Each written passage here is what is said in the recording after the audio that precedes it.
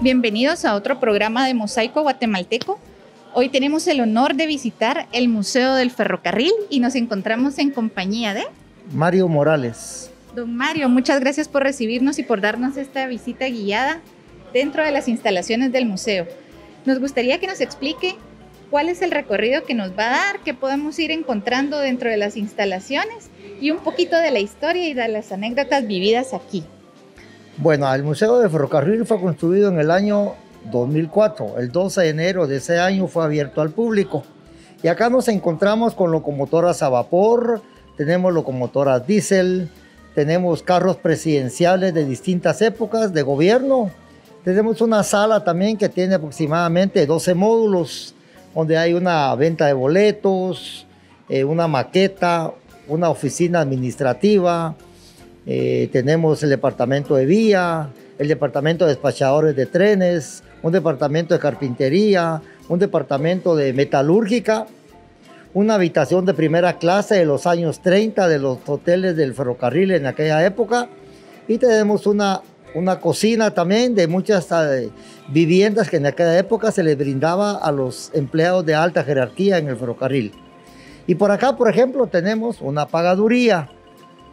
Acá se nos pagaba el sueldo en efectivo en aquella época, cuando éramos más de 10,000 empleados en el ferrocarril. Igualmente hacíamos todos una cola como en todos los bancos. Acá en la pagaduría una persona que le llamaban el pagador, conocía a algunos de aquella época. Y todos los empleados presentábamos una hoja de pago. La hoja de pago en aquella época se hacía en un departamento que se llamaba IBM. Ese era el departamento que elaboraba las hojas de pago. Igualmente la hoja de pago contenía nombre completo, número de ficha, número de planilla, sueldo base y sueldo extraordinario.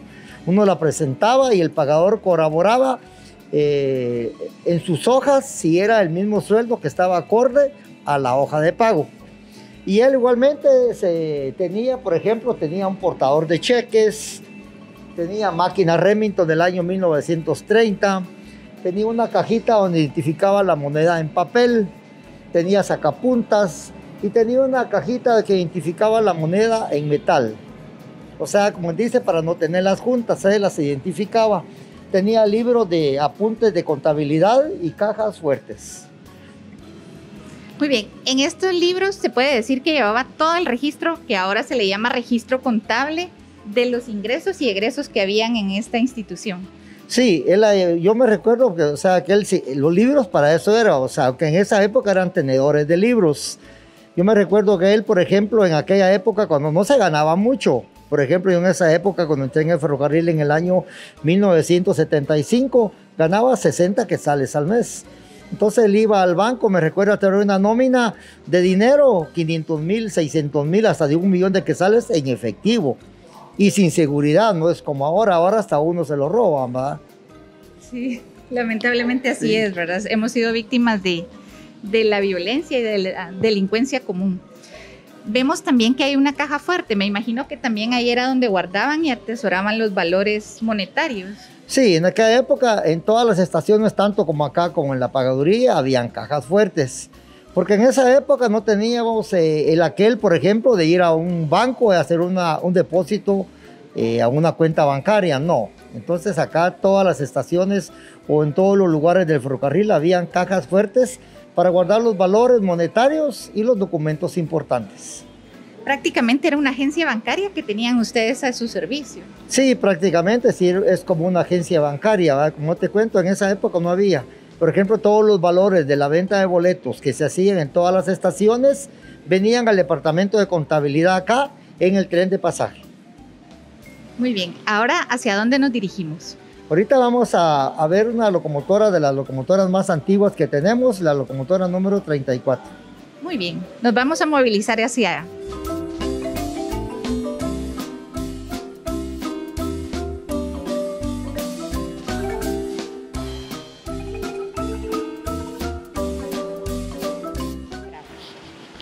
Nos encontramos con la locomotora número 34. ¿Qué nos puede aportar de información sobre esta locomotora? Bueno, acá estamos con la locomotora número 34.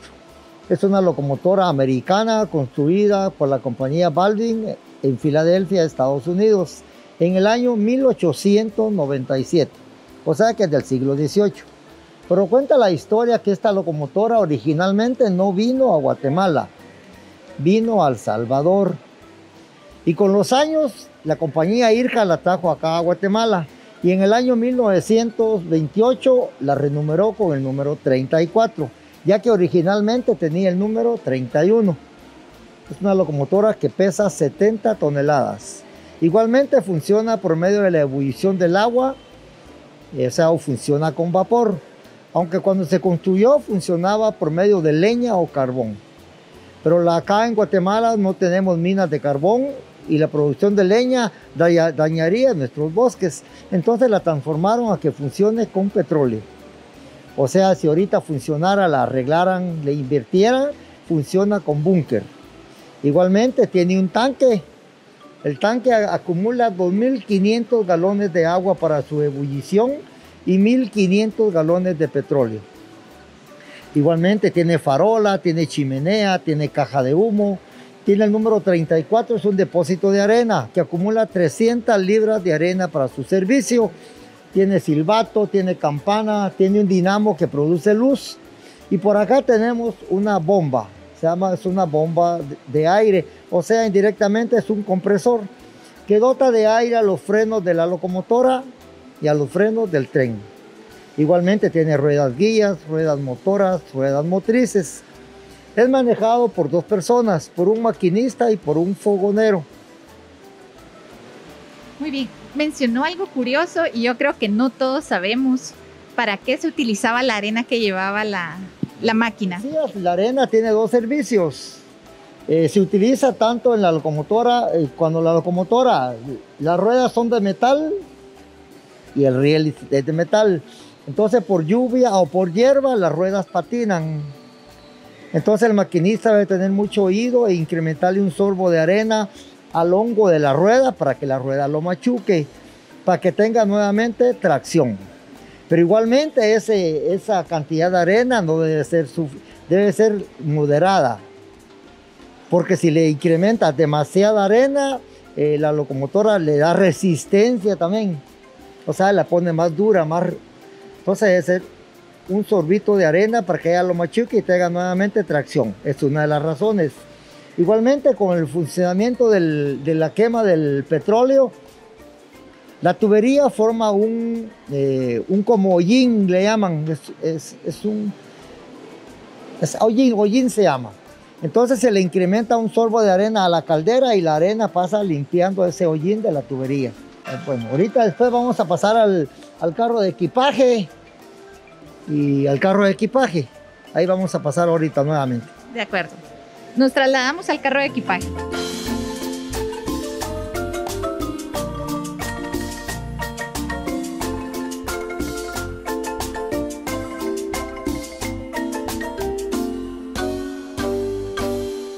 Ya llegamos al vagón de carga y nos puede explicar un poquito de qué es lo que se encuentra acá. Bueno, acá nos encontramos en un vagón de equipaje.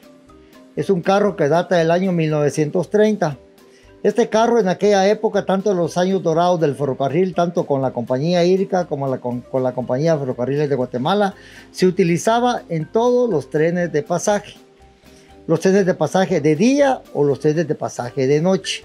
Ya que en aquella época había tren regular nocturno también, le llamaban el rápido, es el que iba a Puerto Barrios. Igualmente hacía al mismo tiempo de esa época. En este carro de equipaje viajaba una persona que se llamaba el maestro de equipaje. Él recopilaba y entregaba mercadería en todo el trayecto del tren. Igualmente cuando nos escribíamos cartas viajaba correos de Guatemala. Viajaba un cartero, el cual igualmente entregaba y recibía correspondencia. Ya que el tren en esa época hacía 12 horas de recorrido entre Guatemala y Puerto Barrios y Guatemala o Tecún-Humán. Acá igualmente viajaba en este carro, viajaba el conductor del tren. El conductor del tren era la persona responsable de la mercadería o del pasaje. Él chequeaba el boleto de las personas que abordaban el tren o vendía el boleto del tren también. Muy bien. ¿Qué cantidad de carga soportaba este carro aproximadamente? Pues el carro tenía una tara, o sea, un peso. Tiene aproximadamente, pesa entre 18 toneladas la tara. Y tenía una capacidad aproximadamente de 25 toneladas. O sea, su peso más la carga. Qué interesante. Ahora díganos hacia dónde nos va a conducir. Vamos ahorita, después de este carro de equipaje, vamos a pasar al carro de primera clase. En aquella época igualmente habían carros de primera y de segunda clase. Muy bien, lo seguimos.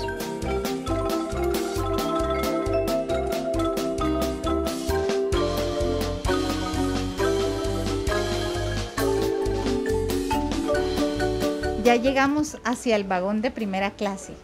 ¿Qué historias nos puede contar de este carro? Bueno, acá nos encontramos en un vehículo, un carro de primera clase. Como le contaba, en los años dorados del ferrocarril igualmente hubieron carros de primera y de segunda clase. Este es uno de primera clase. Aún conserva sus butacas originales y sus maleteros son originales. El carro data del año 1930. Pero originalmente este vehículo se utilizaba más que todo en los trenes de pasaje nocturnos para que las personas pudieran viajar cómodamente, ya que los viajes en esa época eran de 12 horas. Entonces ellos venían descansando prácticamente. Igualmente cuenta la historia, como tiene solo 30 localidades se vendían, o sea que nadie venía parado. Igualmente tiene servicios. Tiene servicio, tiene tasa sanitaria, tiene lavamanos y tiene agua potable. Es un carro que pesa como aproximadamente 40.500 libras.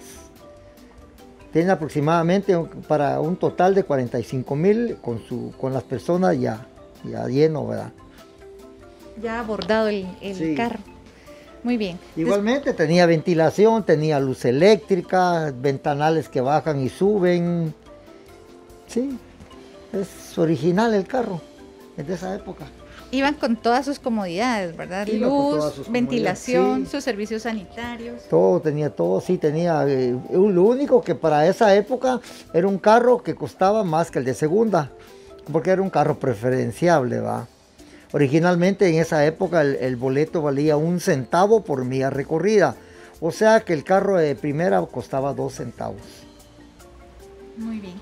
Después de este carro, ¿a qué otro lugar nos va a trasladar? Vamos a entrar a una sala de exhibición, en el cual tiene 12 módulos de exhibición. Muy bien.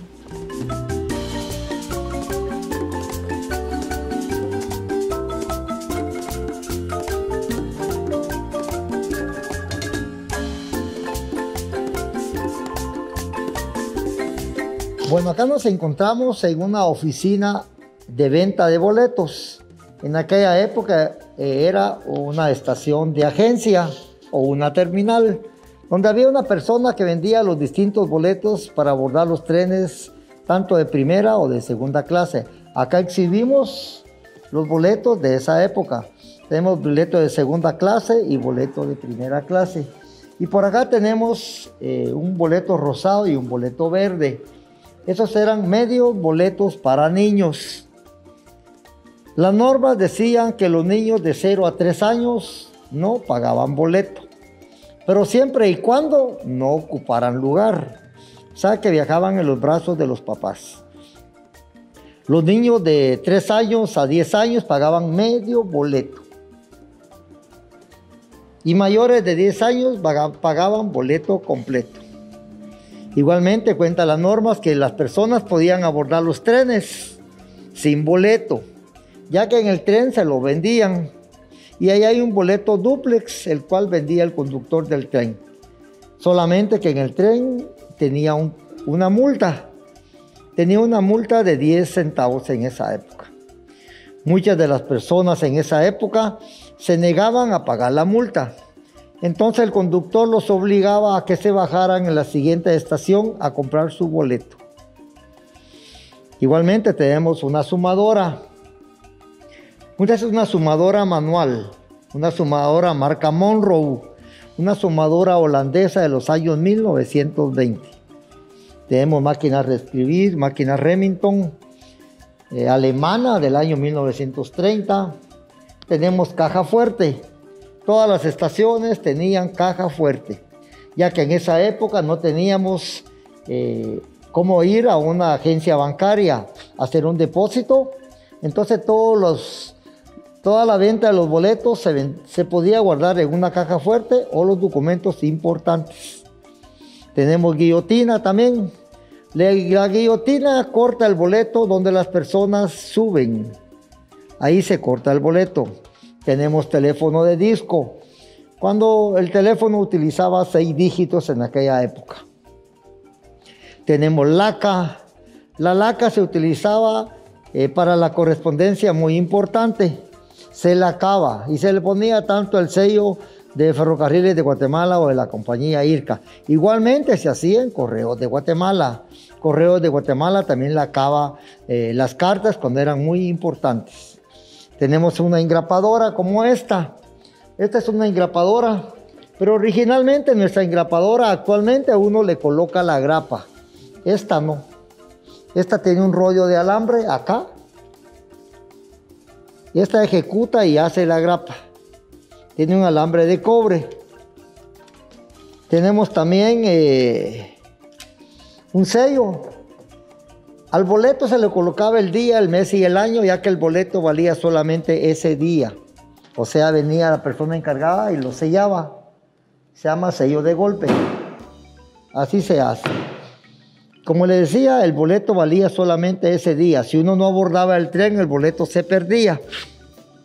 Aunque había normas que decían que si la persona quería recuperar el valor del boleto, tenía que viajar a la capital, al departamento de contabilidad, pero yo creo que no viajaban porque era más costo el venir a la capital. Entonces se perdía prácticamente. Por acá tenemos una cajita de cuero. Esa cajita de cuero en todas las estaciones estaba en aquella época. Ahí se enviaban las remesas de dinero, que las recibía el maestro de equipaje en el carro de equipaje. Igualmente tenemos un fichero, le llaman monedero, donde se identificaban las monedas de distinto valor. Esta es, como le dije, una agencia, una estación de agencia o una terminal.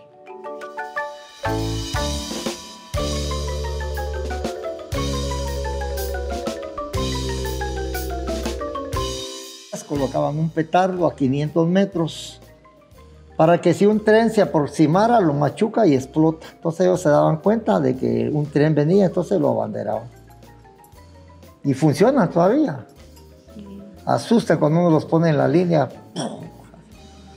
¿Esta numeración que tienen aquí abajo, para qué la utilizaban? Se utilizaba para numerar los carros. Todos los carros de pasaje tienen número.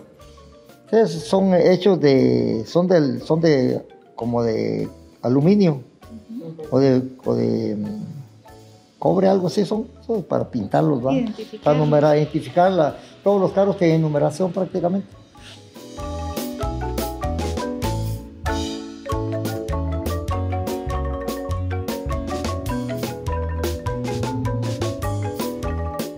Acá tenemos, es un carretón que se utilizaba para descargar la mercadería que llegaba en el carro de equipaje.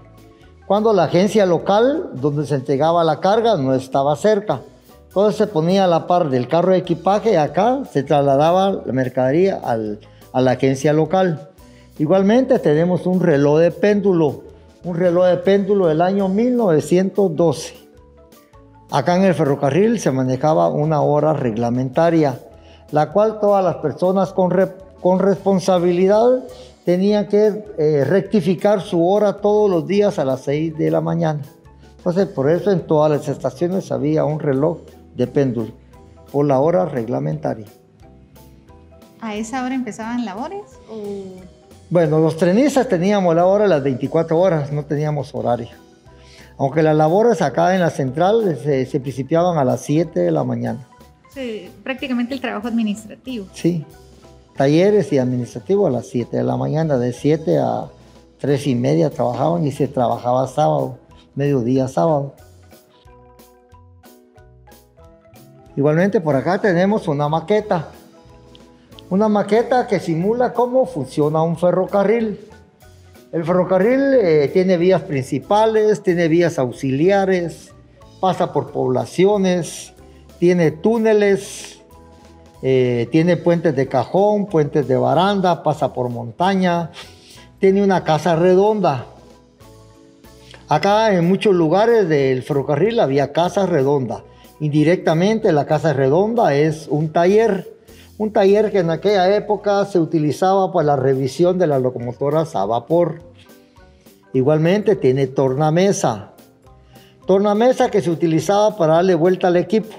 Cuando una locomotora estaba viendo hacia el sur y la querían con vista hacia el norte, se metía en una tornamesa. La tornamesa acá en Guatemala, acá en el ferrocarril central, era eléctrica. Pero también tenemos neumáticas. En Escuintla, en Zacapa y en Puerto Barrios eran mesas neumáticas por medio de aire. Y en Mazatenango teníamos una manual. Indirectamente se metía la locomotora o el equipo y a fuerza de hombre se le daba vuelta. Esta maqueta fue hecha por algunas personalidades que le llaman amigos del ferrocarril. No son trabajadores, no eran trabajadores del ferrocarril, son conocedores que les gustan los trenes.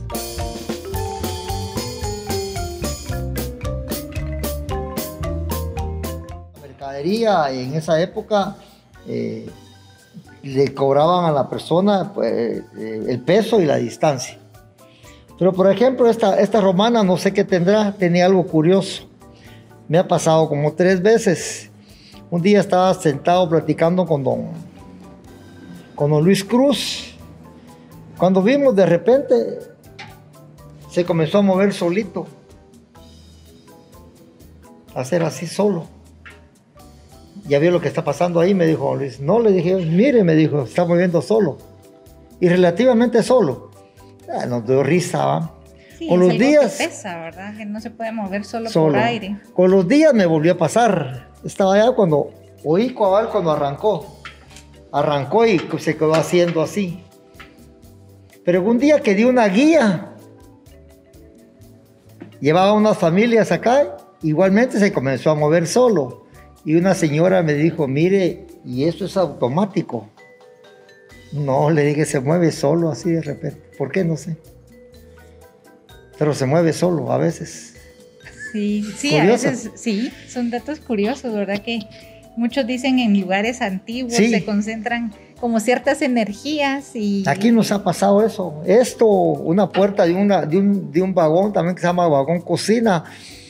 Se mataron a una practicante una vez y después me la somataron a mí. O sea, cosas que pasan, va ahí. Sí, nosotros tuvimos la experiencia y le voy a comentar así, ¿verdad? Que lo vamos a incluir como dato curioso. Pues tomamos unas fotografías y en una de las fotografías se ve en el reflejo alguien vestido de época. Don Luis también, Luis Cruz tenía una así, también así. Vinieron unas personas particulares y se tomaron fotos en un vagón y se la tomaron y al fondo aparece como la Llorona así, vestida de blanco, sí, largo, al fondo. Sí, a nosotros nos aparece esa fotografía. Es alguien como con un uniforme militar. Y la cara no se mira como cara humana, sino como cráneo. Exacto. O sea, son datos curiosos, ¿verdad? Datos curiosos, sí, nos pasa.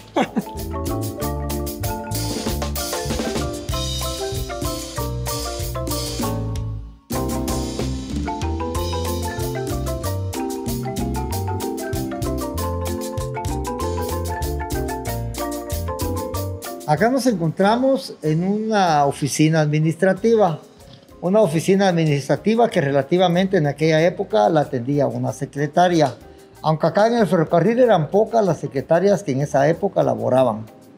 Igualmente la secretaria se identifica con máquina Remington, tenía una sumadora, primero una manual, después le pusieron una eléctrica, tiene sus engrapadoras, tiene sacabocados, tiene goma, o sea laca, tiene guillotina para cortar papel, Tiene su teléfono de disco, un intercomunicador. Tiene caja fuerte, reloj de péndulo.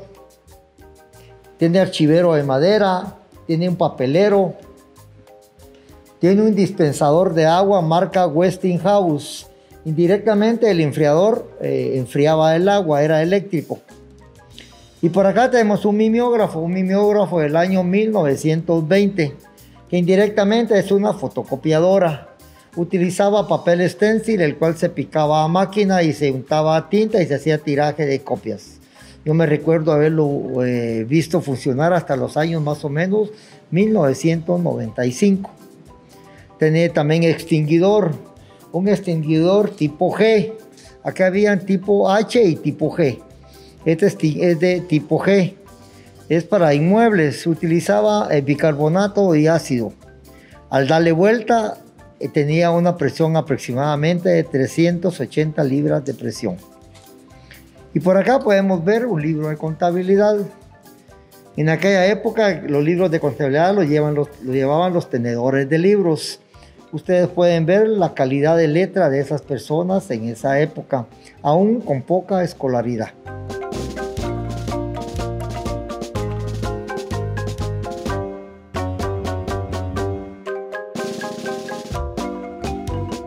Por acá nos encontramos en el departamento de ingeniería.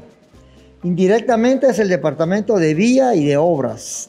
Era el departamento que se encargaba de la elaboración de las vías por donde circulan los trenes. En las fotos se puede apreciar cómo se construyen las vías férreas.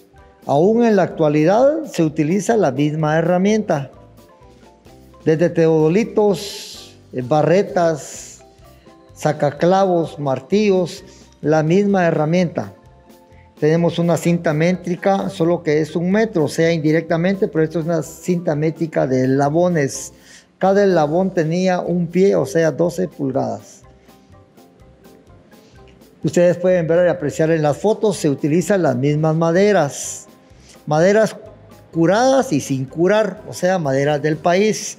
En aquella época de los años dorados del ferrocarril, las maderas sin curar eran muy duras, como el chichipate, que muchas veces ni los clavos entraban. Igualmente se utilizaban maderas curadas con aceites o con sales.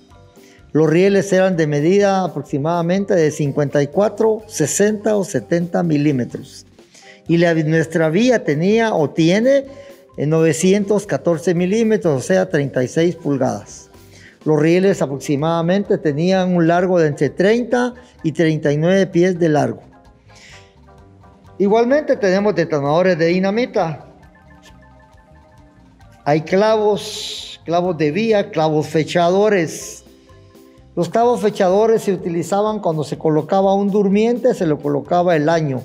O sea, el clavo tiene el año, se llama clavo fechador, para ver cuántos años duraba colocado en la vía férrea. Igualmente tenemos por acá, tenemos barrenos de madera. Cuando las maderas eran muy duras, muchas veces les hacía un agujero a los durmientes para poderlos clavar. O cuando un riel se rompía, entonces teníamos un barreno para rieles. En lugar de cambiar el riel completo, se le hacía un amarre, se le ponían angulares con tornillos. Y por acá tenemos un enderezador de rieles. Un enderezador de rieles que se utilizaba muchas veces. Aunque uno no lo crea, pero los rieles tienen dilatación. Con el sol se estiran o se doblan. Entonces se utilizaba un enderezador de rieles. Cuenta la historia que este enderezador de rieles ahora tiene nombre. Se le llama Santiago. Cuenta la historia que había un empleado de la vía y una vez le pidieron el enderezador de rieles. Y él se lo echó al hombro. Entonces con el nombre de él le pusieron Santiago. Ya con el tiempo ya me decían, tráeme a Santiago. O sea, el enderezador de rieles, sí. Y por acá tenemos una ciclovía. Es una ciclovía o araña. Se utilizaba en el departamento de celadores. Era el departamento que reparaba las líneas telefónicas. O sea, en aquella época había teléfono tanto entre Guatemala y Puerto Vario, Guatemala y Tecumumán, y todos sus ramales tenían línea telefónica o telegráfica. Relativamente a esa persona estaba sectorizada, tenía un sector el cual él cubría. Cuando la comunicación se interrumpía, le avisaban a la persona que la comunicación estaba interrumpida, entonces él iba en bicicleta con esta ciclovía a reparar o a revisar las líneas telefónicas. Yo les cuento a las personas particulares que le han sido un buen ciclista, porque nuestro ferrocarril es montañoso. Bajando podía ir muy bien, pero ya regresar era muy difícil. Igualmente las personas me dicen que qué hacía él con los trenes. Cuando él salía a revisar las líneas telegráficas o telefónicas, él sabía del movimiento de los trenes y si era necesario las sacaba de la vía férrea, ya que pesa aproximadamente 50 libras. Acá tenemos a la persona que reparaba las líneas telefónicas. Le llaman el celador o le llaman el telenguero. Le llaman el telenguero por tantos instrumentos que cargaba en esa época. O sea, muchos telenques. Cargaba, por ejemplo, alicates, lámpara, cargaba machete o corvo. Utilizaba igualmente una bandera, un tecomate de agua. Igual también tiene un garabato. Y utilizaba estos espolones para poder subir los postes, ya que las líneas telefónicas o telegráficas tenían 30 pies de altura. Y cuando él no necesitaba subir, utilizaba esta antena para poder alcanzar las líneas telefónicas. Una antena que utiliza 1, 2 o hasta 3 varas para poderlas alcanzar.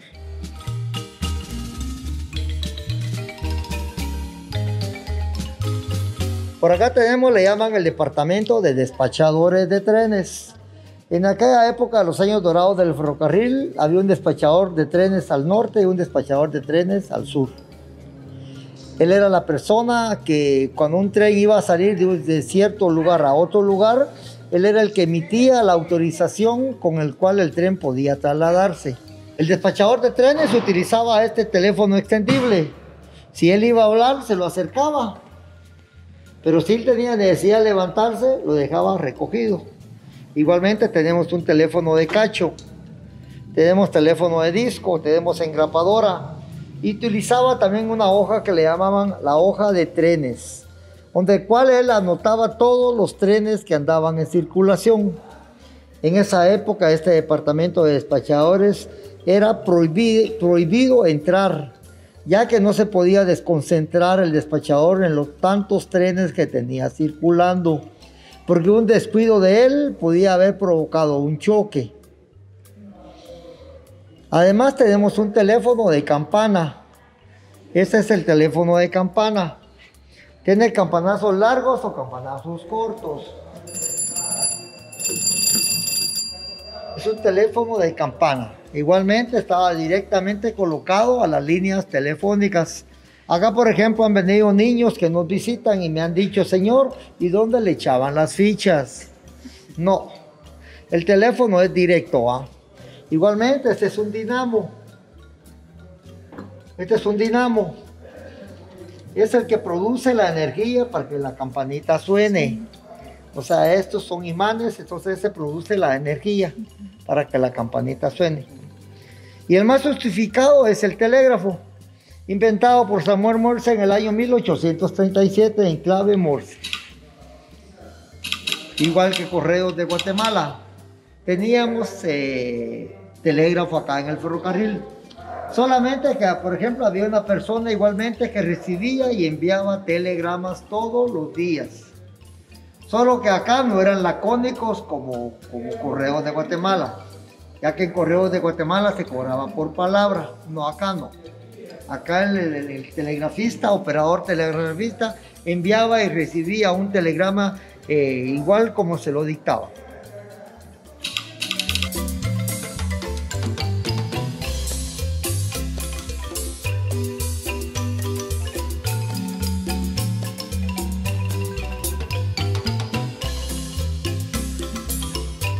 Podemos encontrar en esta sala? Bueno, por acá primero tenemos 2 escafandras de buceo. 2 escafandras de buceo que son de bronce, que pesan aproximadamente 50 libras cada escafandra. Acá en el ferrocarril, en aquella época, se tenía departamento de buceo, ya que teníamos el Puerto Barrios y el Puerto San José. Ambos puertos estaban asentados sobre pilotos, entonces periódicamente había que revisar el estado de los pilotos. Aunque Puerto de San José estaba sobre pilotos, pero ahí no anclaban los barcos, pero se quedaban en bahía.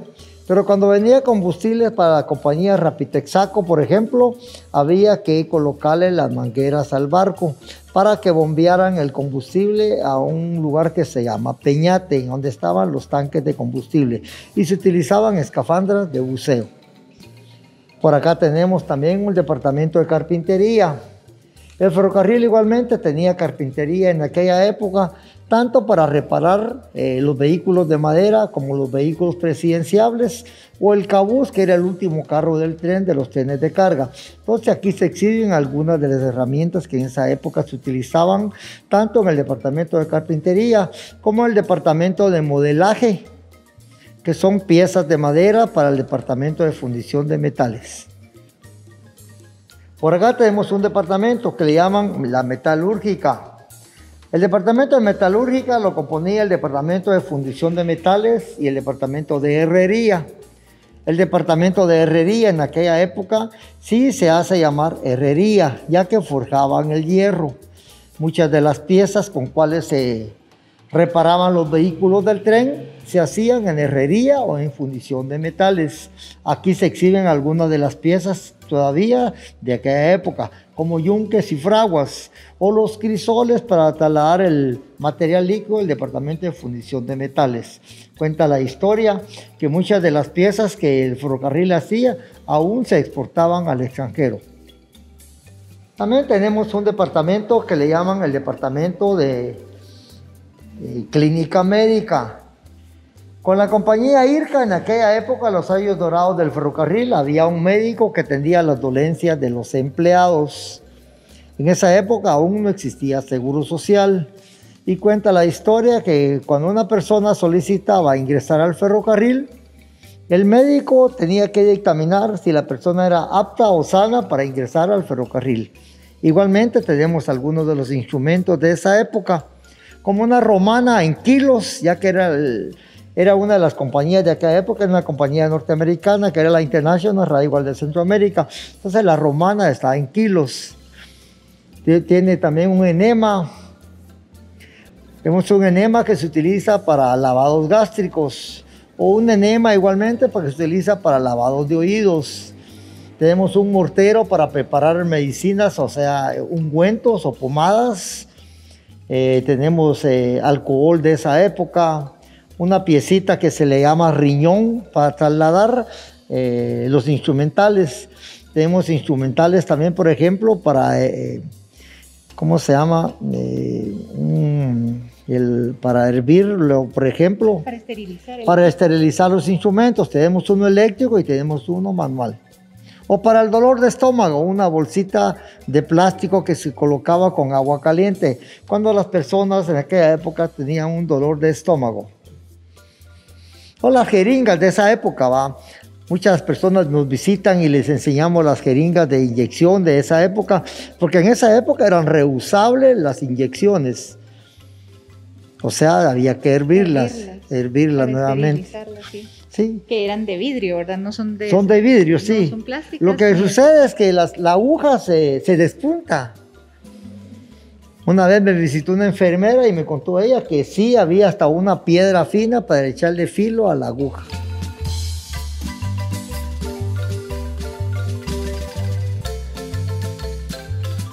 Bueno, acá nos encontramos en una habitación de primera clase.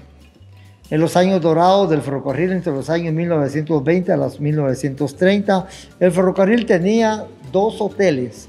El Hotel del Norte en Puerto Barrios y el Hotel del Ferrocarril en Zacapa. El Hotel del Norte en Puerto Barrios aún funciona, solo que está bajo administración privada.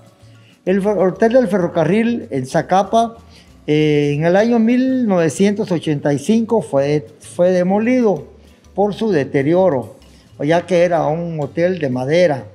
Pero cuenta la historia que en esa época hasta personalidades llegaban a hospedarse al hotel del ferrocarril en Zacapa y tenían una habitación de primera clase como esta, que tenía una cama que tiene cabecera de bronce y tiene piecera también de bronce.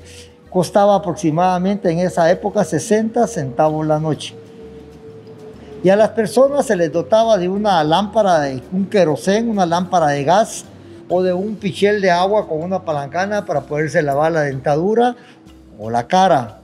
Igualmente, como no habían servicios, también se les dotaba hasta de una basinica. Y así era una habitación de primera clase de esa época.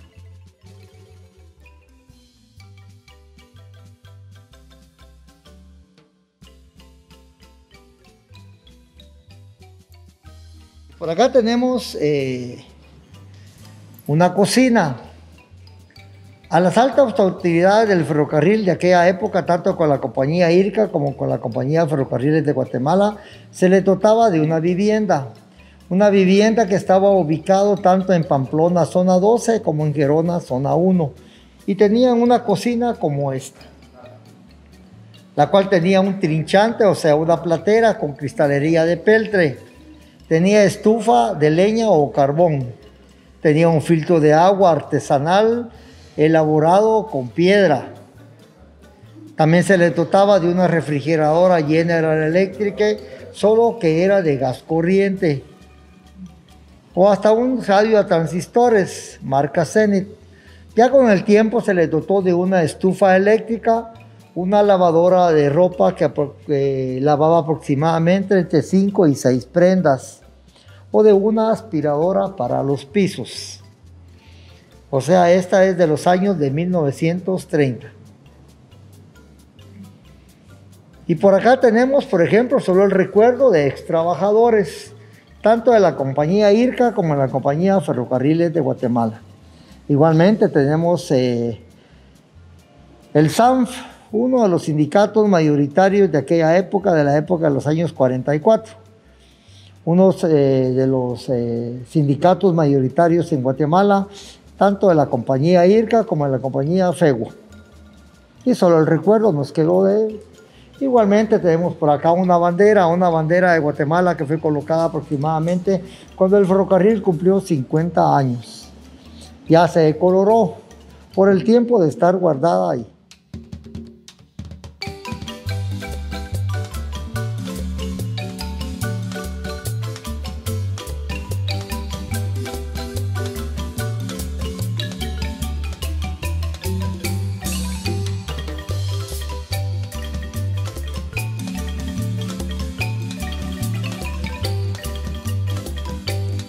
Acá nos encontramos en unos carros cocina que se utilizaban en aquella época en unos campamentos que se llamaban campamentos de puentes y edificios. Este carro cocina se utilizaba para la reparación de los vehículos de las estaciones y de los puentes de aquella época. Había una persona que se encargaba de dotar los alimentos a los empleados de la vía. El ferrocarril en aquella época a esa persona le llamaban una vivandera. Ella era la encargada de darle la alimentación a los empleados. El ferrocarril los dotaba solamente, por ejemplo, de maíz, de frijol, de arroz y de aceites. Si las personas, los empleados de la vía, si deseaban otras cositas, ellos le aportaban económicamente a la vivandera. Igualmente la vivandera de aquella época, le dejaban una persona que le ayudara a preparar los alimentos. A esa persona le llamaban el flonque. Esa persona se encargaba de hacer la leña. O muchas veces cuando los campamentos estaban en lugares muy lejanos, él se iba a hacer a la población más cercana la masa. Y también los alimentos se los trasladaba a los empleados cuando estaban trabajando muy lejos. Y el campamento tenía cocina a leña, tenía agua potable, tenía una refrigeradora. Esta es una refrigeradora, o sea, ¿cómo le llaman? Un portafrío. Esta es una refrigeradora de esa época, para guardar los alimentos perecederos de esa época. Ustedes pueden notar que aún se siente lo frío de esta hilera. Para preservar, ¿utilizaba Utilizaba hielo, una marqueta de hielo. Cuando en aquella época se conseguía hielo en marqueta, entonces le ponían una marqueta de hielo para preservar los alimentos de esa época. El interior metálico, ¿verdad? Sí, el interior metálico, sí. Igualmente tenía lavatrastos, tiene su lavatrastos, tenía agua potable, sus cubiertos y seres para la comida y su estufa a leña. Igualmente tenía 2 dormitorios, acá tiene 2 literas para dormir. Son literas para dormir. También a la vivandera se le dotaba de un cuarto en el cual ella podía dormir por las noches. Lo único que no tenía en esa época era energía eléctrica. No había energía eléctrica en esos campamentos. Utilizaban candiles de querosén, más que todo para alumbrado de la noche. ¿Y el sistema de agua potable cómo funcionaba? O sea, por ejemplo, al sistema de agua potable se le dotaba de un tanque de agua. Por lo regular, en esa época ya habían tender de locomotoras a vapor ya abandonadas, entonces se les traía un tender con agua y por gravedad se trasladaba el agua para acá. El equivalente a un tinaco, se puede decir. Más o menos. Más que todo, porque el tanque le caben aproximadamente 2.500 galones de agua. Para proveer a todo el... Sí, para el mes se les daba. Entonces ellos lo utilizaban tanto para la alimentación, para su uso de su baño diario, después de las faenas de servicio.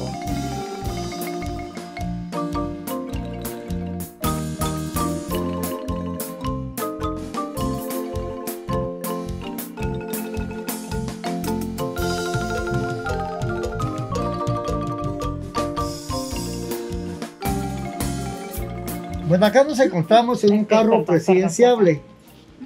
Es un carro presidenciable del año 1908. Indirectamente es el carro del presidente Manuel Estrada Cabrera, quien gobernó en Guatemala entre los años 1998 a 1920. Este carro era indirectamente de él, aunque pertenecía a la compañía IRCA, la compañía ferrocarrilera de esa época, ya que ellos en esa época tenían presidencia. Aunque los carros fueron construidos en distintos gobiernos, y este es de la época del presidente Manuel Estrada Cabrera. Igualmente tiene vista panorámica, tiene su comedor, tiene su escritorio para que el presidente pudiera escribir sus memorias cuando él salía al interior de la República. Igualmente tiene sus 2 camas de descanso con cortinas de privacidad, tiene maleteros, tiene sus servicios, tiene taza sanitaria, tiene lavamanos, tiene toallero. Tiene cocina, tiene su cocina, tiene su ducha, tenía agua potable y aún se conserva originalmente todo. Desde las maderas se conservan original. Igualmente en esa época tenía alumbrado eléctrico. El alumbrado eléctrico se hacía por medio de baterías, el cual tenía un generador que lo dotaba de corriente.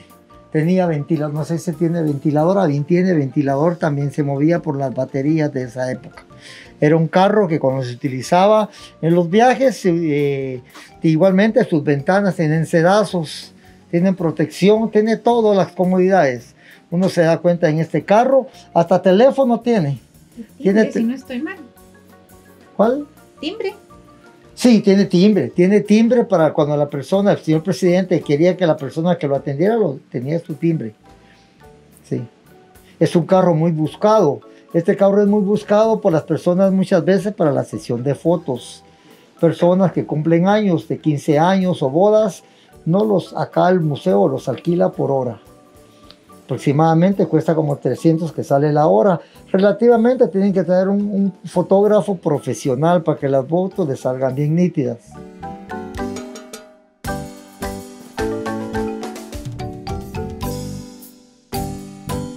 Acá nos encontramos en el carro Guastatoya, es un carro presidenciable de los años 1903, construido en la época del presidente Manuel Estrada Cabrera. Pero igualmente cuenta la historia que fue utilizado más que todo por el presidente José María Orellana, quien gobernó en Guatemala entre los años 1921 a 1926. Es un carro totalmente construido en maderas preciosas. Es un carro que tiene aproximadamente 40 pies de largo.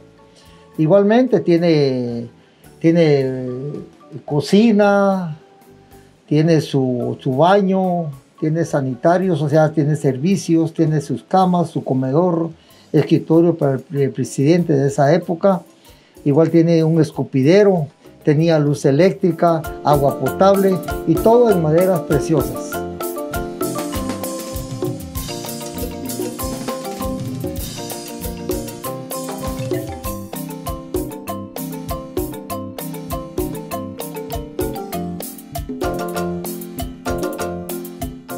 En unos carros presidenciales, indirectamente se le llama el carro del presidente Jorge Ubico, construido en el año 1930, cuando el único medio de transporte era el ferrocarril.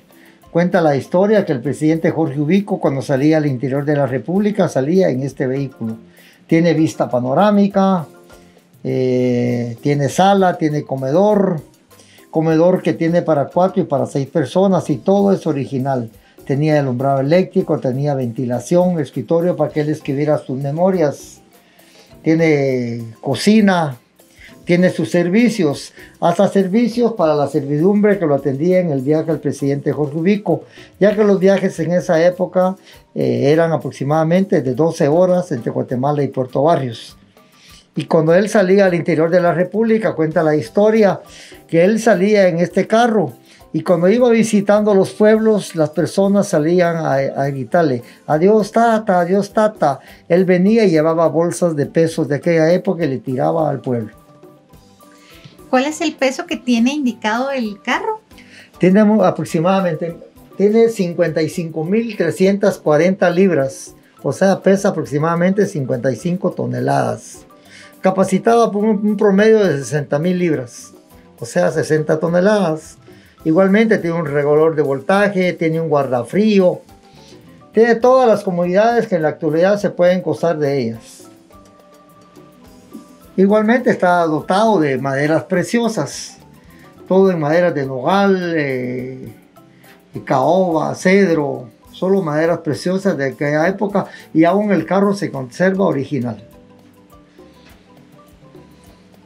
Todos sus detalles son originales, ¿verdad? Todos los apagadores, detalles, todos las perillas de puerta. Apagadores. Acá puedes ver, por ejemplo, aquí tenemos un apagador original y uno actual. ¿Sí? Los apagadores son originales todavía, sus ventiladores son originales. Esta cocina ya es con azulejo. Ya es con azulejos, sí. Esto, por ejemplo, esto tiene azulejos, sí. O sea, sus lavatrastos. Sí, pero es igual de aquella época, ¿va? Con agua potable, su estufa eléctrica. Sí. Es un carro, cuenta, por ejemplo, una vez hizo un reportaje acá el presidente Arzú, y él contaba que estos carros eran tan antiguos o más antiguos que el Concorde de los Estados Unidos, o sea, el avión presidencial norteamericano. Bonitos relatos, ¿verdad? Son datos que no cualquiera conoce y que gracias a ustedes estamos conociendo. Ahí estamos, dándole siempre la lucha, saliendo adelante en el ferrocarril, ¿verdad? Siempre yo les cuento a las personas, por ejemplo, que ojalá que el ferrocarril surgiera nuevamente, porque, por ejemplo, personas de mi edad que somos maquinistas, ya solo habemos como 6 en Guatemala. Al ya no estar nosotros, prácticamente ya no van a haber maquinistas en Guatemala. Ya deberíamos de ferrocarril, debería tener una escuela de capacitación, por ejemplo. Yo me hice maquinista acá en el ferrocarril, pero soy maquinista titulado, me fui a estudiar a México, a Tula, México. Alfredo también fue. Correcto, no quiere decir que es un trabajo aprendido de manera empírica, sino ya una formación profesional. Sí, o sea, lo aprendimos empíricamente de otro maquinista, pero tuvimos la oportunidad de ir a México, a Tula, México, a sacar un curso en el cual nos acreditó como maquinistas. Y realmente, por ejemplo, a mí me sirvió. Yo estuve como asesor de tripulantes trabajando entre Cali, Colombia, y Puerto Buenaventura, en Colombia. Y cuando estuve allá se necesita licencia. y me dijeron que cómo acreditaba que yo era maquinista. No, entonces les dije que tenía un cartón. Entonces se me quitó una licencia, la cual se me venció en el año 2016, pero sí tuve esa oportunidad de estar en el extranjero. Privilegios que ha tenido por trabajar para ferrocarriles, ¿verdad? Sí, para ferrocarriles.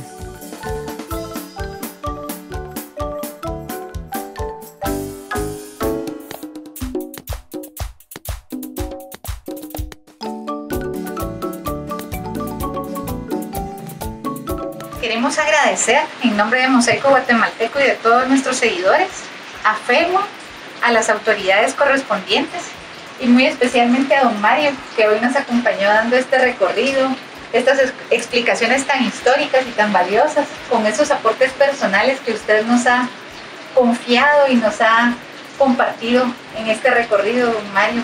Muchas gracias por la labor que ustedes realizan aquí, de instruir a todas las futuras generaciones en cuál fue la historia, cuál fue el funcionamiento y cuáles fueron los servicios que ustedes dieron como parte de los ferrocarriles de Guatemala. No sé si tienen algún mensaje que quiera compartir o invitar a nuestros seguidores a que visiten el museo, cuáles son los horarios y cuáles son los costos que tiene el ingreso al museo. Bueno, pues siempre a ustedes agradecerles, ¿verdad? Porque eso indirectamente también nos sirve a nosotros como museo, que lo den a conocer prácticamente al público. Y el museo está abierto de martes a domingo, de un horario de las 9 de la mañana a las 3:30 de la tarde. Y estamos invitando al pueblo de Guatemala a que nos visite y que vengan a ver la historia de Guatemala, lo que es el ferrocarril, lo que ha sido los trenes de Guatemala. Acá estamos para servirles, tanto tu compañero como yo. Y como les dije, el costo es aproximadamente, creo que son 15 quetzales adultos y 5 quetzales niños. En lo cual también tienen derecho a solicitar una guía para que se les cuente la historia de Guatemala en los trenes. Y no está de más el invitar también a todas aquellas personas turistas, ¿verdad? No solo de Guatemala, sino sí, del extranjero, a que vengan a revivir un poco de la historia de Guatemala, ¿verdad? La riqueza con la que ustedes cuentan, como son los vagones presidenciales, la historia que también ustedes concatenaron en algún momento con correos, ¿verdad? El servicio sí, de entrega de correos al área departamental y muchas otras experiencias que ustedes han vivido. Sí, muchas experiencias, ¿verdad? Tanto en los trenes como en talleres, cosas que nos pasaron. Igualmente, como dicen muchas personas, y aquí asustan, dicen, sí pasan cosas extrañas, ¿verdad? Que no lo tomamos como asustos, ¿verdad? Pero sí pasan cosas extrañas, algo paranormal que nos ha pasado muchas veces acá en el museo. Por todo, como decía un ex compañero, el maquinista Roberto Tali, por tantas muertes que han ocurrido, por ejemplo, por medio del tren. En aquella época las personas, para suicidarse, buscaban el tren. Y nos pasó, a mí me pasó y a otros compañeros nos pasó que muchas veces las personas se tiraban al tren. Y lamentablemente el tren no se detiene a metros, necesita un espacio prudencial para poderse detener. Sí, así que como usted bien lo dice, ¿verdad? Tanto experiencias agradables como este tipo de situaciones que también, como todo trabajo, como todo oficio, que también representa un riesgo, ¿verdad? Tanto a los empleados como las personas que decidían quitarse la vida ante las vías del ferrocarril. Sí, a mí me pasó una experiencia, y una vez tuve una experiencia con una persona ingresando a la estación de Escuintla con un tren de pasaje, me recuerdo. Lamentablemente una persona iba a un lado de la vía férrea y se metió y yo no pude detener el tren y lo maté. Pero mi acompañante era una persona adulta, una persona con experiencia en trenes. ¿Y cuál fue mi sorpresa? Se enfermó de la impresión. De la impresión, y era una persona adulta, ya él había pasado muchas veces esas cosas, pero se enfermó. No se me olvida que ya no almorzó, ya no cenó, él iba malo, debido a esa experiencia de que no pudimos detener el tren para salvar vidas. Aunque las locomotoras tienen un servicio que se llama parada de emergencia, para poder y tratar de salvar vidas, pero aún así también corre uno el riesgo, principalmente si es pasaje. Una parada de emergencia fácilmente bota uno a las personas del pasaje y las puede golpear, o sea, se corren riesgos.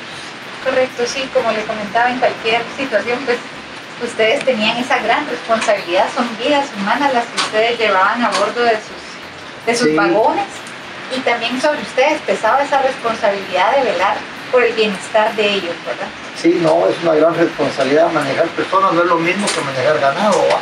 Y aún manejando ganado hay que tener cuidado, ¿va? Porque los animales se echan y se mueren, entonces hasta ellos hay que tener, no digamos personas, ¿va?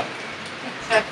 Todos los trenes eran diferentes, cada tren que uno agarraba era diferente, de combustible, de trigo, de fruta, todos son diferentes, tren largo, tren corto, todos eran diferentes. Yo les pregunto muchas veces cuando soy guía, les digo a las personas, les pregunto, ¿qué opinan ustedes, por ejemplo?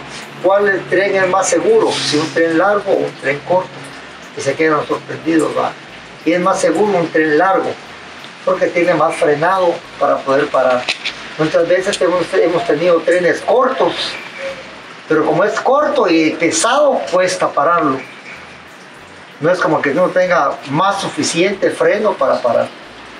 Pareciera lo contrario, ¿verdad? Pareciera, uno asocia pareciera lo contrario, pero no es así. Entre más frenado tenga uno, más seguridad para poder parar. Correcto. Nosotros vamos a agregar un poquito del contenido.